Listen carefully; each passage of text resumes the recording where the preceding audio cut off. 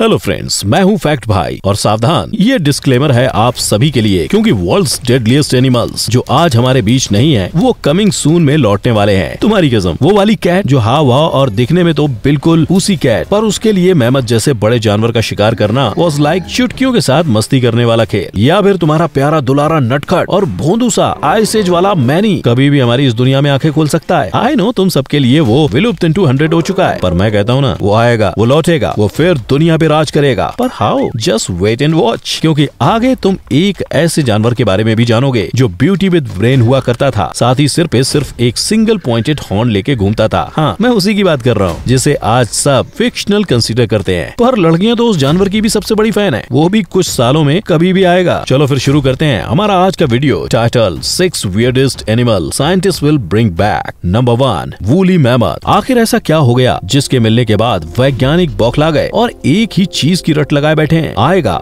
हमारा मैनी आएगा। इफ तुम्हारा ये अंडरस्टैंड नहीं हुआ देन फिगर नॉट मी सांगटे। तुम लोगों को ये अल्बर्ट आइंस्टीन की 1000वीं औलादें या तो सठिया गई हैं या फिर इन्हें अब इंसानी प्रजाति से प्यार नहीं है, क्योंकि ये लोग उनके वो क्या बोलते हैं लबोटोरी में उस विशालकाय प्राणी को वापस लाने की बात कर रहे हैं जिसकी ऊंचाई 9 से 12 फीट के बीच में हुआ करती थी और वजन कुछ 6000 किलो, जो कि ठीक है, अगर वापस आए तो झेल लेंगे। पर बॉस, उनके दांतों का साइज 10 से 13 फीट हुआ करता था। ये सुन के अपने दिमाग में भागती फास्टेस्ट ट्रेन को जरा ब्रेक मारो, क्योंकि मैं किसी भी डायनासोर की बात नहीं कर रहा। मैं तो बात कर रहा हूँ many the mammoth, indirectly woolly mammoth की, जो आज से 10,500 साल पहले शिकारी इंसान और पृथ्वी के क्लाइमेटिक प्रकोप में आके विलुप्त हो गए थे। उनकी अच्छी खासी चिल्ड डीप फ्रॉस्टेड वैसी की वैसी लाशें साइंटिस्ट को मिली हैं, जिनके मिलने के बाद दे आर लाइक, हमें तो लाशों के साथ इनका डीएनए सीक्वेंस भी मिल गया है। अब तो क्लोनिंग की मदद से इन्हें वापस लाएंगे हम, और अब हमें एक ही चीज करनी है, just wait and watch. Number 2, Neanderthals. अब उन्हें वापस लाने की बात की जा रही है, जिन्होंने किया मॉडर्न वेपन्स का आविष्कार और लिया मैमल्स को विलुप्त करने का अधिकार, जिन्हें था आर्ट से काफी प्यार और बिना मारे किया आइस एज को भी यूं चुटकियों में पार। पर फिर क्यों छाया उन पे प्रकृति का प्रहार, जिसने कर दिया उन्हें म्यूजियम की तख्तों पर सवार? नहीं समझे तो मैं बता देता हूँ भाई, वैज्ञानिक अपने 10,000 में परदद्दू के रिश्तेदारों को वापस लाने की बात कर रहे हैं। आई मीन निएंडरथल्स को वापस लाने की बातें की जा रही हैं। हमारे हिस्ट्री प्लस नेट जियो प्लस डिस्कवरी शोज के मुताबिक इन्होंने ही काफी सारे वेपन्स का आविष्कार किया। मैमथ जैसे बड़े मैमल्स को इतना हंट करके खाया कि उनका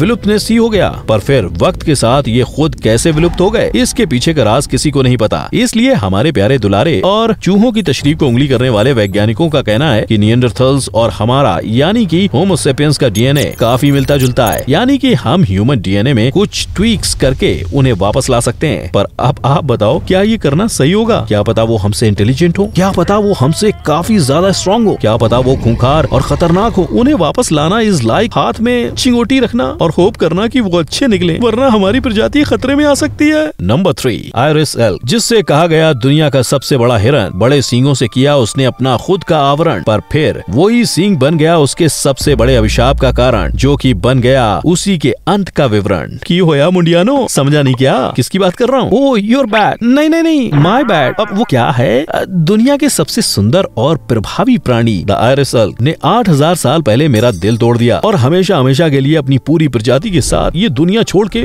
मुझे अकेला छोड़ के चला गया। जिसके बाद मैंने उसकी यादों में ऐसी शायरियां कम पोएम्स लिखते रहता हूँ। यार वो भी क्या दिन थे। उसकी वो 7 फीट लंबी सुडौल बॉडी, जिसके सर पे विराजमान थे 10 से 12 फीट लंबे सींग, जो वो यूज करते थे खुद का रुआब झाड़ने के लिए। महिला आयरिस एल्क सामने और ऑफ कोर्स डिफेंस के लिए भी। पर यार जो चीज वो वरदान समझ के घूमता था वही उसके लिए अभिशाप बन जाएगा, ये तो उसने खुद भी नहीं सोचा था, क्योंकि हमारे त्रिकाल ज्ञानी वैज्ञानिकों के अनुसार उनके ये सींग पेड़ की डालियों में बुशेस में फंस जाते थे, जिसे निकालने के चक्कर में उनकी गर्दन टूट जाती थी और उनकी आत्मा देह छोड़ देती। हमारे उन्हीं वैज्ञानिकों के अनुसार ये पृथ्वी पे मौजूद सबसे बड़े हिरन हुआ करते थे, जो उन्हें पता चला उनके मिले हुए फॉसिल से, और उनके फॉसिल्स के काफी सारे ब्रोकन डीएनए सैंपल्स भी निकाले गए हैं, जिसकी मदद लेके वो ट्राई कर रहे हैं उन्हें वापस लाने की। बस तुम सब भी मेरे साथ दुआ करो, मेरा वो बिछड़ा हुआ प्यारा फिर लौट आए, और जब तक वो वापस नहीं आता हम दूसरा पॉइंट देखते हैं। Number 4, Siberian unicorn. Singh is king, उसके टकले पे है सिंग, जिसे मानते सब हैं फिक्शन। साइंटिस्ट ने किया उसका प्रेडिक्शन और उसके फॉसिल्स ने दिया उसके होने का वैलिडेशन। इतना अच्छा दच्ची सुन के तो तुम सब ने अपने मन में एक ब्यूटीफुल सा यूनिकॉर्न बना ही लिया होगा। अगर नहीं बनाया तो यार तुम्हें तुम्हारे इमेजिनेशन स्किल्स पे थोड़ा वर्क करने की जरूरत है। खैर तुम्हारी बात बाद में, बट व्हाट इफ मैं कहूँ यूनिकॉर्न्स वर रियल। यस, आज से 36,000 साल पहले आखिरी यूनिकॉर्न का अंत हुआ था, यानी कि तब इंसान का जन्म हो चुका था और वो इंसानों के साथ या फिर इंसानों के बीच में घूमा करते थे। अब ये सुनने के बाद अगर तुम वो घोड़े वाली यूनिकॉर्न के बारे में सोच रहे हो तो वो तो पंटर लोग, तो तुम्हारी सोच को कहीं तो अच्छी वाली मोच लगी है, क्योंकि मैं तो बात कर रहा हूँ साइबेरियन यूनिकॉर्न की, जो कि राइनोसोरस की स्पीशीज हुआ करती थी, जिनकी लंबाई 15 फीट, हाइट 6.5 फीट और वजन 4 से 5,000 किलो तक हुआ करता था। इनका विलुप्तनेस इसलिए हुआ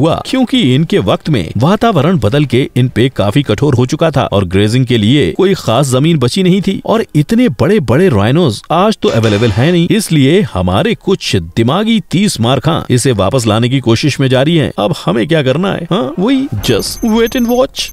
नंबर 5, द मोआ। अब मैं जिसकी बात करने जा रहा हूँ वो पक्षी था पर उड़ नहीं सकता था। दिखने में उड़ते डायनासोर के चचेरे बेटे के लाइट वर्जन जैसा था, पर डायनासोर नहीं था। खाने में फूल, बेरीज, पत्ते और पौधे खाता था, पर स्वभाव से शाकाहारी दिखता नहीं था, क्योंकि पहले ही कहा ना, वो बर्ड था। 2 फीट लंबा, 250 किलो वजनदार शरीर लेके ऑस्ट्रिच जैसे दिखने वाला ये पक्षी था द मोआ। ऑस्ट्रिच जैसा इसलिए कहा कॉज ये सच्ची में उसके जैसे ही दिखता था। इनके पास है 4 से 5 फीट लंबी लंबी टांगे, 3 से 4 फीट लंबी गर्दन और चिंटुकलू सी शक्ल। ठीक है, ऐसा मैं नहीं, खुद हमारे साइंटिस्ट कहते हैं, क्योंकि उन्हें इनके अच्छे खासे फॉसिल्स न्यूजीलैंड से मिले हैं, जो कि कुछ ईयर 1300-1450 के आसपास विलुप्त हो गए थे। अब न्यूजीलैंड से फॉसिल्स मिले, इसका मतलब तो यही हुआ कि वो वहाँ पाए जाते थे, और फॉसिल्स मिले, इसका मतलब साइंटिस्ट के मन में उठेगा कीड़ा उसे वापस लाने का, क्योंकि उनके मुताबिक साउथ अमेरिकन बर्ड टानामस इनका सबसे क्लोजेस्ट रिलेटिव है। मतलब फॉसिल से मिले डीएनए में कीड़े कांडी करके इन बर्ड्स की मदद से उन्हें वापस लाने की कोशिश की जाएगी। और अगर देखा जाए तो इनके आने से हमें कोई फर्क नहीं पड़ेगा भाई, वो लोग तो शाकाहारी थे ना, तो हुआ ना हमारे लिए अच्छा। लेकिन क्या पता इनका मीट चिकन मीट को रिप्लेस कर दे और खा खा के हम इन्हें फिर विलुप्त कर दें। Number 6, sabre tooth tiger. Twinkle twinkle pussy cat, why I wonder this pussy cat, if she is brought back from the dead she will eat up all the pets. Pets मेरा मतलब है हमारे गोला पे मौजूद हमारे पशु पक्षियों का न सिर्फ शनि भारी होगा, बल्कि जितने ग्रह हैं प्लस जितनी गैलेक्सीज हैं प्लस जितने स्टार्स हैं उनका सब भारी हो जाएगा, क्योंकि जिस पूसी कैट को वापस लाने की बातें की जा रही हैं, प्री हिस्टोरिक पीरियड में सिर्फ उन्हीं का दबदबा हुआ करता था। कैमल जितना बड़ा शिकार ये किटी के लिए दीपिका के डिम्पल से भी सिंपल वाला काम था, पर इस ताकत के साथ कुदरत के देवता ने खुश होकर इसे ये लंबे लंबे लगभग 1 फुट लंबे दांत दिए थे। अब तो समझ ही गए होगे ना, मैं बात कर रहा हूँ डिएगो द टाइगर, मतलब सैबर टूथ टाइगर की। हालांकि खोजकर्ताओं को इनके सिर्फ फॉसिल्स ही मिले हैं, जिनकी मदद से सिर्फ इनके बारे में जाना जा सकता है, पर इन्हें वापस नहीं लाया जा सकता। पर वैज्ञानिकों की तशरीफ में चुल उठती है ना, वो लोग फॉसिल से इनके डैमेज डीएनए उठाकर रिपेयर कर रहे हैं और इन्हें वापस लाने की बात पे अमल कर रहे हैं। अब तुम बताओ हमें क्या करना है? Just wait and watch. हाँ, अब आप सब बताइए, क्या ये सारे जानवर वापस लौटने चाहिए या नहीं? वैसे तो ऐसा कहा जाता है नेचर जो भी करता है सही वक्त पे सही टाइम पे सारी चीज सही रखने के लिए करता है, तो फिर क्या हमें नेचर को उंगली करके उन सारे जानवरों को वापस लाना चाहिए जो परमानेंटली गायब हो चुके हैं? आंसर चाहे कुछ भी हो, हाँ या ना, मुझे बताइए कमेंट सेक्शन में विद एक्सप्लेनेशन। और हाँ, ज्ञान मुफ्त में नहीं बट रहा, इसके लिए यू हैव टू पे, जो है लाइक एंड सब्सक्राइब करना, विच इज फ्री। जाते जाते उतना करते जाओ और आगे बढ़ते जाओ। चलो फिर मिलते हैं हमारे अगले वीडियो में, तब तक के लिए keep learning, keep growing, stay curious. जय हिंद।